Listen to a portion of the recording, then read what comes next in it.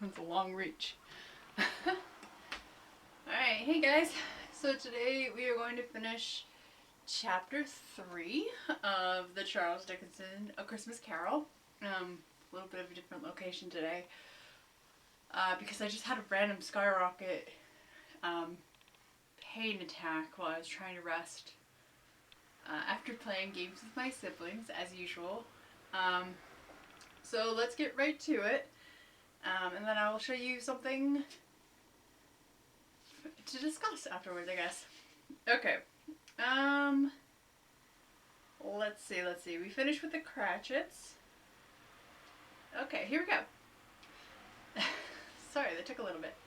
By this time it was getting dark and snowing pretty heavily, and as Scrooge and the Spirit went along the streets, the brightness of the roaring fires in kitchens, parlors, and all sorts of rooms was wonderful. Here the flickering of the blaze showed preparations for a cozy dinner, with hot plates baking through and through before the fire, and deep red curtains ready to be drawn to shut out cold and darkness. There, all the children of the house were running out into the snow to meet their married sisters, brothers, cousins, uncles, aunts, and be the first to greet them.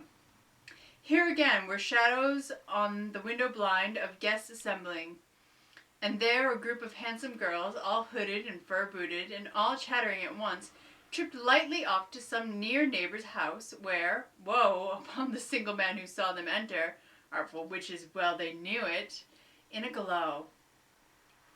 But if you had judged from the numbers of people on their way to friendly gatherings, you might have thought that no one was at home to give them welcome when they got there, instead of every house expecting company, and piling up its fires half chimney high. Blessings on it, how the ghost exulted, how it bared its breadth of breast, and opened its capacious palm, and floated on, outpouring with a generous hand its bright and harmless mirth on everything within its reach. The very lamplighter who ran on before dotting the dusky street with specks of light, and who was dressed to spend the evening somewhere, laughed out loud as the Spirit passed, though little kenned the lamplighter that he had any company but Christmas. And now, without a word of warning from the ghost, they stood upon a bleak and desert moor, where monstrous masses of rude stone were cast about, as though it were the burial place of giants, and water spread itself wheresoever it listed, or would have done so, but for the frost that held it prisoner, and nothing grew but moss and fur and coarse, rank grass. Down in the west the setting sun had left a streak of fiery red, which glared upon the desolation for an instant, like a sullen eye, and frowning lower and lower and lower yet, was lost in the thick gloom of darkest night. "What place is this?" asked Scrooge. "A place where miners live, who labor in the bowels of the earth," returned the Spirit. "But they know me. See?" A light shone from the window of a hut, and swiftly they advanced towards it. Passing through the wall of mud and stone, they found a cheerful company assembled around a glowing fire. An old man and woman, with their children and their children's children, and another generation beyond that, all decked out gaily in their holiday attire. The man, in a voice that seldom rose above the howling of the wind upon the barren waste, was singing them a Christmas song. It had been a very old song when he was a boy, and from time to time they all joined in the chorus. So surely as they raised their voices, the old man got quite blithe and loud, and so surely as they stopped, his vigor sang again. The Spirit did not tarry here, but bade Scrooge hold his robe, and passing on above the moor, sped whither? Not to see. To see. To Scrooge's horror, looking back, he saw the last of the land, a frightful range of rocks, behind them, and his ears were deafened by the thundering of water as it rolled and roared and raged among the dreadful caverns it had worn, and fiercely tried to undermine the earth. Built upon a dismal reef of sunken rocks, some leagues or so from shore, on which the waters chafed and dashed the wild year through, there stood a solitary lighthouse. Great heaps of seaweed clung to its base, and the storm birds, born of the wind, one might suppose, as seaweed of the water, rose and fell above it like the waves they skimmed. But even here 2 men who watched the light had made a fire that through the loophole in the thick stone wall shed out a ray of brightness on the awful sea. Joining their horny hands over the rough table at which they sat, they wished each other Merry Christmas in their can of grog. And one of them, the elder too, with his face all damaged and scarred with hard weather, as the figurehead of an old ship might be, struck up a sturdy song that was like a gale in itself. Again the ghost sped on, above the black and heaving sea, on, until being far away, as he told Scrooge, from any shore, they lighted on a ship. They stood beside the helmsman at the wheel, the lookout in the bow, the officers who had the watch, dark, ghostly figures in their several stations, but every man among them hummed a Christmas tune, or had a Christmas thought, or spoke below his breath to his companion of some bygone Christmas day, with homeward hopes belonging to it.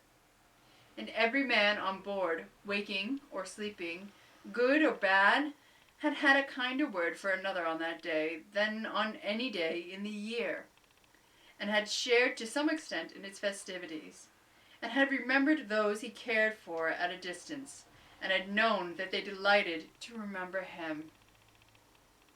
It was a great surprise to Scrooge while listening to the moaning of the wind and thinking what a solemn thing it was to move on through the lonely darkness over an unknown abyss, whose depths were secrets as profound as death. It was a great surprise to Scrooge while thus engaged to hear a hearty laugh. It was a much greater surprise to Scrooge to realize it as his own nephew's, and to find himself in a bright, dry, gleaming room, with the spirit standing smiling by his side, and looking at that same nephew with approving affability. "Ha ha!" laughed Scrooge's nephew. "Ha ha ha!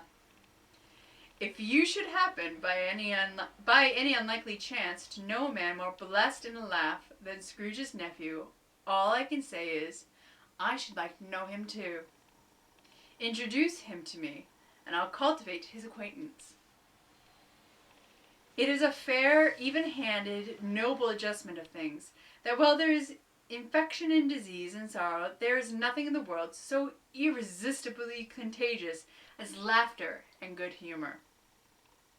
When Scrooge's nephew laughed in this way, holding his sides, rolling his head, and twisting his face into the most extravagant contortions, Scrooge's niece, by marriage, laughed as heartily as he, and their assembled friends, being not a bit behindhand, roared out lustily, "Ha ha! Ha ha ha!" There's more ha's, but... He said that Christmas was a humbug. "As I live," cried Scrooge's nephew, "he believed it too." "More shame for him, Fred," said Scrooge's niece indignantly. "Bless those women. They never do anything by halves. They are always in earnest."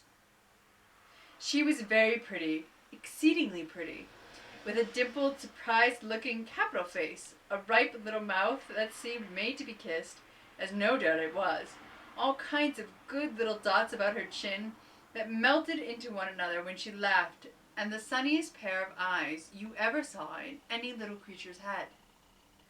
Although she was what you would have called provoking, you know, but satisfactory too.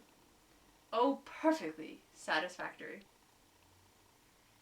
"He's a comical old fellow," said Scrooge's nephew. "That's the truth, and not so pleasant as he might be. However, his offences carry their own punishment, and I have nothing to say against him." "I'm sure he's very rich, Fred," hinted Scrooge's niece. "At least you always tell me so." "What of that, my dear?" said Scrooge's nephew. "His wealth is of no use to us. He won't do any good with it. He don't make himself comfortable with it. He hasn't the satisfaction of thinking that he is ever going to benefit us with it." "I have no patience with him," observed Scrooge's niece. Scrooge's niece's sisters and all the other ladies expressed the same opinion. "Oh, I have," said Scrooge's nephew. "I am sorry for him. I couldn't be angry with him if I tried. Who suffers but by his ill whims? Himself always. Here, he takes it into his head to dislike us, and he won't come and dine with us. What's the consequence? He don't lose much for dinner." "Indeed, I think he loses a very good dinner," interrupted Scrooge's niece. Everybody else said the same, and they must be allowed to have been competent judges, because they had just had dinner, and with the dessert upon the table, were clustered round the fire by lamplight. "Well, I am very glad to hear it," said Scrooge's nephew, "because I have a great faith in these young housekeepers. What do you say, Topper?"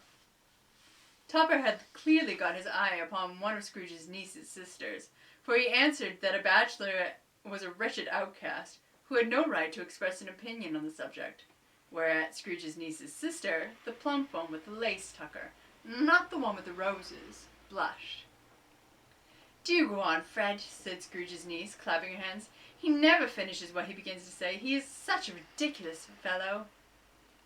Scrooge's nephew revelled in another laugh, and as it was impossible to keep the infection off, though the plump sister tried hard to do it with aromatic vinegar, his example was unanimously followed. "I was going to say," said Scrooge's nephew, "that the consequence of his taking a dislike to us, and not making merry with us, is, as I think, that he loses some pleasant moments, which could do him no harm. I am sure he loses pleasanter companions than he can find in his own thoughts, either in his mouldy old office or his dusty chambers. I mean to give him the same chance every year, whether he likes it or not, for I pity him. He may rail at Christmas till he dies, but he can't help thinking better of it. I defy him. If he finds me going there, in good temper, year after year, and saying, 'Uncle Scrooge, how are you?' if it only puts him in the vein to leave his poor clerk £50, that's something, and I think I shook him yesterday." It was their turn to laugh now at the notion of his shaking Scrooge, but being thoroughly good-natured and not much caring what they laughed at, so that they laughed at any rate, he encouraged them in their merriment and passed the bottle joyously. After tea they had some music, for they were of musical family, and knew what they were about when they sung a glee or catch, I can assure you. Especially Topper, who could growl away in the bass like a good one, and never swell the large veins in his forehead or get red in the face over it. Scrooge's niece played well upon the harp, and played among other tunes a simple little air, a mere nothing, you might learn to whistle it in 2 minutes, which had been familiar to the child who fetched Scrooge from the boarding school, as he had been reminded by the ghost of Christmas past. When the strain of music sounded, all the things that ghost had shown him came upon his mind. He softened more and more, and thought that if he could have listened to it often, years ago, he might have cultivated the kindnesses of life for his own happiness with his own hands, without resorting to the sexton's spade that buried Jacob Marley. But they didn't devote the whole evening to music. After a while they played at forfeits, for it is good to be children sometimes, and never better than at Christmas, when its mighty founder was a child himself. Stop! There was first a game at Blindman's Bluff. Of course there was. And I no more believe Topper was really blind than I believe he had eyes in his boots. My opinion is that it was a done thing between him and Scrooge's nephew, and that the ghost of Christmas present knew it. The way he went after that plump sister and the lace tucker was an outrage on the credulity of human nature. Knocking down the fire irons, tumbling over the chairs, bumping against the piano, smothering himself among the curtains, wherever she went, there he went. He always knew where the plump sister was. He wouldn't catch anybody else. If you had fallen up against him, as some of them did, and stood there, he would have made a feint of endeavoring to seize you, which would have been an affront to your understanding, and would instantly have sidled off in the direction of the plump sister. She often cried out that it wasn't fair, and it really was not. And when at last he caught her, when, in spite of all her silken rustlings and her rapid flutterings past him, he got her into a corner whence there was no escape, then his conduct was the most execrable. Oh my gosh, that's such a word. Execrable.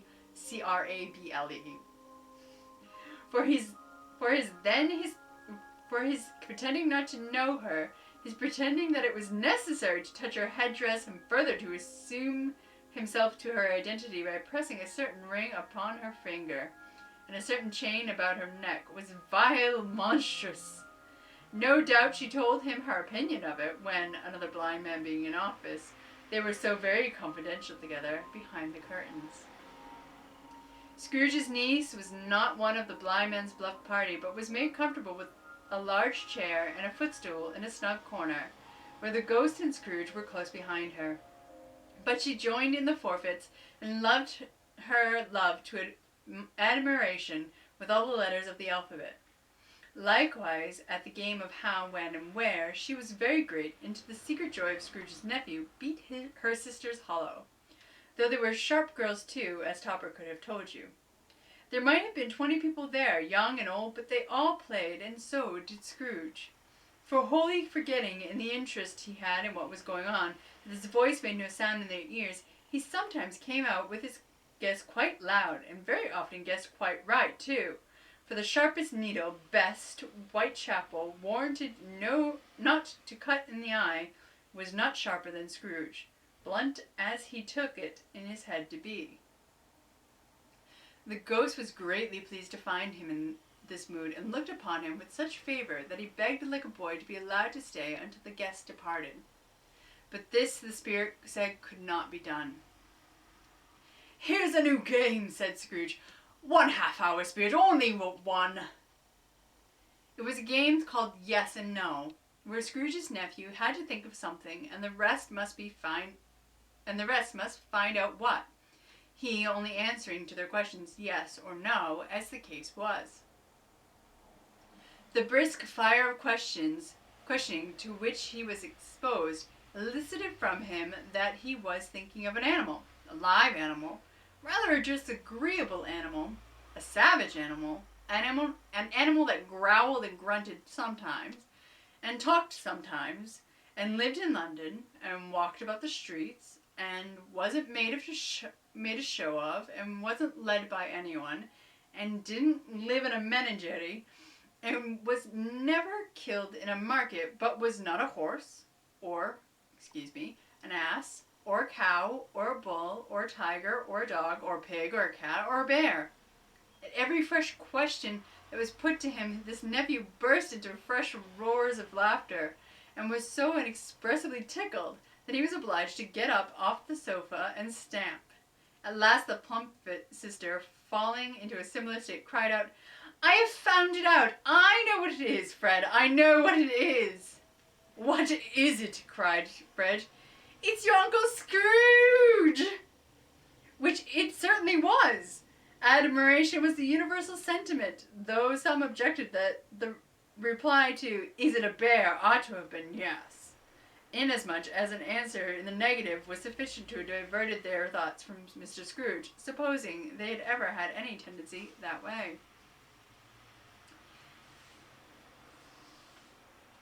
"He has given us plenty of merriment, I am sure," said Fred, "and it would be ungrateful not to drink to his health.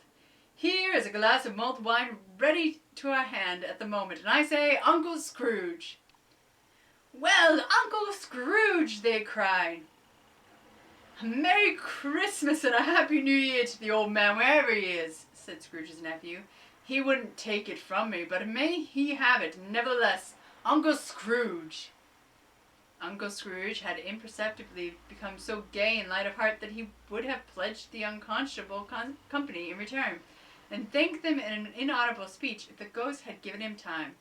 But the whole scene passed off in a breath of the last word spoken by his nephew, and he and the spirit were again upon their travels. Much they saw and far they went, and many homes they visited, but always with a happy end. The spirit stood beside sick beds, and they were cheerful. on foreign lands, and they were close at home, and by struggling men, and they were patient in their greater hope, by poverty, and it was rich. In almshouse, hospital, and jail, in misery's every refuge, where vain man in his little brief authority had not made fast the door, and barred the spirit out, he left his blessing and taught Scrooge his precepts. It was a long night, if it were only a night, but Scrooge had his doubts of this, because the Christmas holidays appeared to be condensed into the space of time they passed together. It was strange, too, that while Scrooge remained unaltered in his outward form, the ghost grew older, clearly older. Scrooge had observed this change, but never spoke of it until they left a children's 12th night party, when, looking at the spirit as they stood in the open air, he noticed that its hair was grey. "Are spirits' lives so short?" asked Scrooge.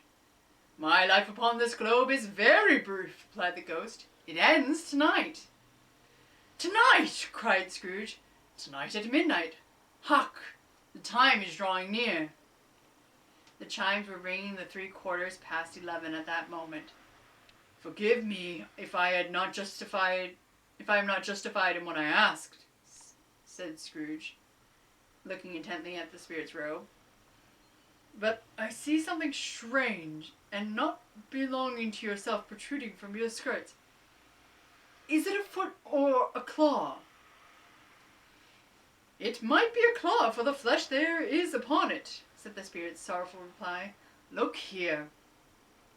From the folding of its robe it brought two children, wretched, abject, frightful, hideous, miserable. They knelt down at its feet and clung upon the outside of its garment. "Oh, man, look here, look down here," exclaimed the ghost. They were a boy and a girl, yellow, meager, ragged, scowling, wolfish, but prostrate, too, in their humility. Where graceful youth should have filled their features out and touched them with its freshest tints, a stale and shriveled hand, like that of age, had pinched and twisted them and pulled them into shreds. Where angels might have sat enthroned, devils lurked, and glared out menacingly. No change, no degradation, no perversion of humanity in any grade, through all the mysteries of wonderful creation, has monsters half so horrible and dread. Scrooge started back, appalled. Having them shown to him in this way, he tried to say they were fine children, but the words choked themselves, rather than be parties to lie of such enormous magnitude. "Spirit, are they yours?" Scrooge could say no more. "They are man's," said the spirit, looking down upon them, "and they cling to me, appealing from their fathers. This boy is ignorance. This girl is want. Beware them both in all of their degree, but most of all beware this boy, for on his brow I see that written which is doom, unless the writing be erased. Deny it," cried the spirit, stretching out its hands toward the city. "Slander those who tell it. Admit it for your factious purposes, and make it worse, and bide the end." "Have they no refuge or resource?" cried Scrooge. "Are there no prisons?" said the spirit, turning on him for the last time with his own words. "Are there no workhouses?" The bell struck 12. Scrooge looked about him for the ghost, and saw it not. As the last stroke ceased to vibrate, he remembered the prediction of old Jacob Marley, and, lifting up his eyes, beheld the solemn phantom, draped and hooded, coming, like a mist, along the ground towards him. And that is the end of chapter 3. I am always thankful that particular scene with the children being really creepy is not shown, because children horror movies creep me out, and children in this type of ghost story would just make Christmas even more scary. So I was hoping that a specific package would come in beforehand, but I'm going to show you guys my Christmas trio present. So just give me a second while I get that camera ready. and turn on the lights on my lovely Christmas tree. Activate that. There we go. Come on. Travel around my apartment. So this is my little Christmas tree, which is my original Christmas tree. So on this one, I put most of my gift given and yearly ornaments. So I try every year to find an ornament. I think I'm missing 2 years worth. So this ornament right here, this is from my first year. That's Sanamaru. He is my town's mascot. And then we have, let's see, Duffy here. Duffy is from 2015. Now that's about 2012. And then I've got other ones. Hold on. Gotta remember where I put it. This is from 2013. And I always put it in the back because this one brings up a lot of hard feelings. I had a roommate for 1.5 years and we were really good friends. And then as time went on, it just became clear that we weren't very good roommates. And it kind of ruined our friendship, unfortunately. But that is what happens sometimes in life. This is my Brutus paw.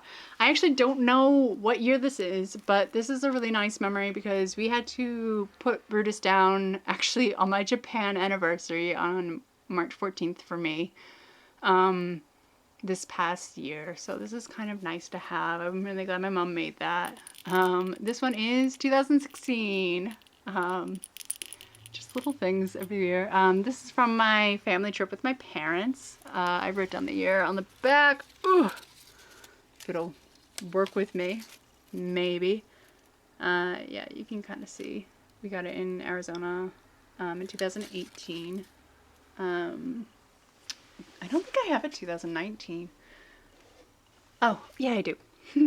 So this is, I became really addicted to this particular coffee company. They have really good flavors. I think that's all of my current ones. 2013. It was 14. Yep. So my last ornament is in the mail, unfortunately. So I can't show you that. This is my chocobo. He's so cute. I went to buy it for Amber, my friend Amber, and then I realized it was too cute and I bought one for myself, even though they're pretty expensive. The snowman and the Santa, they're from, I inherited it from somebody. My mom gave me these. But yeah, do you guys have any, like, do you guys do anything like that? Like you grab an ornament for every year, or there's like something specific you do with your tree, like with the order of your ornaments? When I lived at home, there's, we have ornaments with our names on it. And birthstones. So I always put them on the tree, with the top one being my older brother, and then it's me, and then, you know, the rest of my siblings down the line, whether they like it or not. And we have a Christmas ornament that is Ariel the Little Mermaid. It's a wooden one, and it's dedicated to my brother because when he was younger, and it's also the year of his birth when it was released, I believe, he absolutely loved Ariel. So it's embarrassing for him, but I think it's really cute. Oh yeah, and we got Batman and Superman on here because it kind of represents me and my best friend in our relationship. One of us is always a Batman personality, one of us is always Superman. I'm usually Superman, unfortunately. Just kind of coming in thinking I'm a superhero. Yeah. Oh, somebody made this one. I think it was me. I don't remember. But yeah, so if there's any, do you have any ornaments that you go about, like you specifically use those ornaments, or they represent something specific for you throughout the year? Let me know. Comment, send me a message, talk to me, tell me things. I had Jay, my friend Jay, talk to me on our weekly chat session about some of the things. He answered some of my questions, so that was nice. I really appreciate it. It definitely does boost my mood, especially in light of recent events, just because I've been struggling a lot. But yeah, have fun, guys. Love you, and I will start with chapter 3 chapter 4, I mean, soon. Oh my goodness. Bye.